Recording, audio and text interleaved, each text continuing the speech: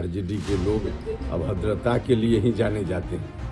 तो इस तरह की बात आरजेडी से कभी आती है तो हमको आश्चर्य नहीं होता है। हाँ, दुख जरूर होता है कि विपक्ष की पार्टी है, उनको भी ख्याल रखना चाहिए, मर्यादा का ख्याल रखना चाहिए। अरे 200 यूनिट क्या, वो कह दे टोटल बिजली फ्री, उनको मालूम है कि सत्ता में आना ही नहीं है तो करने की नौबत ही नहीं आएगी, तो जो मन में आ रहा है।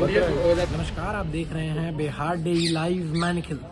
देखिए, वन नेशन वन इलेक्शन को लेकर जो भी वाद विवाद पूरे देश भर में चल रहे हैं, साथ ही में जो बिहार में वन नेशन वन इलेक्शन को लेकर क्या कुछ बातचीत चल रही है, साथ में ही जो आरजेडी की तरफ से एक गलत जो है अभद्र भाषा का प्रयोग किया गया है, उसी सब तमाम मुद्दों पर हमारे साथ बातचीत करने के लिए मौजूद हैं राज्यसभा सांसद उपेंद्र कुशवाहा। क्या कुछ कह रहे हैं, पहले आप इस वीडियो को देखिए। वन इलेक्शन को लेकर के आपका क्या स्टैंड है सर, आपकी पार्टी का?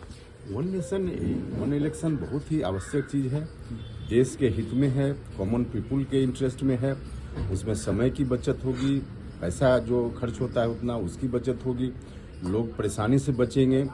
और पहले तो आज़ादी के बाद कई इलेक्शन तक हो ही रहा था एक साथ चुनाव, लोकसभा और विधानसभा का। तो फिर से अगर यह होता है तो बहुत अच्छी चीज है। हमारी पार्टी इस राय की हमेशा से रही। सर, बीजेपी को लेकर आरजेडी ने एक ट्वीट किया है, अभद्र भाषा का उपयोग किया है, कैसे देखते हैं? आरजेडी के लोग अभद्रता के लिए ही जाने जाते हैं।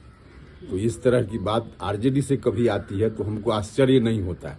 हाँ, दुख जरूर होता है कि विपक्ष की पार्टी है, उनको भी ख्याल रखना चाहिए, मर्यादा का ख्याल रखना चाहिए। कोई राजनीतिक दल हो, एक लक्ष्मण रेखा तो मानना ही चाहिए सभी पॉलिटिकल लीडर्स को, चाहे किसी पार्टी से जुड़े हुए हों, पक्ष के हों विपक्ष के हों। मर्यादा सीमा नहीं लांघना चाहिए। बात जो भी कहनी है आलोचना में कहने का उनको अधिकार है, लेकिन बात कहने का तरीका है, उस तरीका से बाहर नहीं जाना चाहिए। 15 जनवरी से एनडीए का संयुक्त कार्यकर्ता सम्मेलन हो रहा है, क्या तैयारी रहेगा सर? नहीं, हर जगह बहुत अच्छी तैयारी है। एनडीए में सभी पार्टी के लोग तैयारी में लगे हुए हैं और बहुत ही अच्छा सम्मेलन हर जिला में होगा। जी, लोकसभा चुनाव के समय और फिर तिरहुत स्नातक चुनाव के समय जिस तरह से कोऑर्डिनेशन की बात चली थी, क्या 2025 में भी कोऑर्डिनेशन का बात आएगा? तो कोऑर्डिनेशन अच्छा बने उसी दिशा में यह कोशिश है ना। जी, जिला में जो सम्मेलन हो रहा है, हर जिला में मीटिंग हो रही है, प्रवक्ता सभी पार्टी के जाकर वहाँ प्रेस कॉन्फ्रेंस संयुक्त रूप से कर रहे हैं, सब पार्टी के लोग मिलकर सामूहिक रूप से तैयारी कर रहे हैं। तो यही तो कोशिश है और निश्चित रूप से इससे बेहतर कोऑर्डिनेशन बनेगा। सर, लगातार आप बिहार यात्रा कर रहे हैं सर, कैसा रिस्पांस मिला है? ये बहुत अच्छा रिस्पांस है। देखिए, 20 साल सरकार एनडीए की बिहार में है, 20 साल से, लेकिन उसके बावजूद कोई एंटी इनकम्बेंसी नहीं है।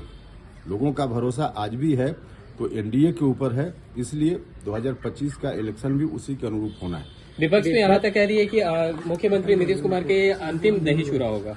अरे विपक्ष के लोग क्या कह रहे हैं, जब खुद ही आप कह रहे हैं कि अभद्र भाषा का इस्तेमाल कर रहे हैं, तो इस तरह के लोग। तेजस्वी यादव जिस तरह से लाभ लोहा जो वादे कर रहे हैं, 200 यूनिट बिजली फ्री, 2.5 योजना, किस तरह से देखते हैं? अरे 200 यूनिट क्या, वो कह दे टोटल बिजली फ्री, उनको मालूम है कि सत्ता में आना ही नहीं है तो करने की नौबत ही नहीं आएगी, तो जो मन में आ रहा है। 2025 में कितना सीटें?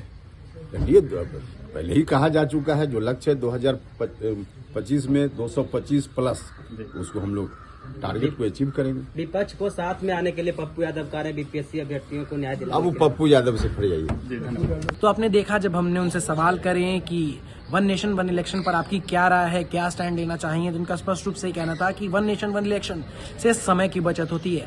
साथ ही साथ उनका ये भी कहना है कि वन नेशन वन इलेक्शन पहले तो होता ही था, जिससे पैसे की भी बचत होती थी। और साथ में ही जब हमने उनसे ये सवाल करे कि राजद की तरफ से अभद्र भाषा का जो है उपयोग किया गया, तो उनका ये कहना है कि अब राजद वाले का तो यही काम है, वो इसी अभद्र भाषा के लिए ही जाने जाते हैं। पर आपकी क्या प्रतिक्रिया है, कमेंट सेक्शन में जरूर साझा करें। तब तक के लिए देखते रहिए बिहार डेली लाइव। धन्यवाद।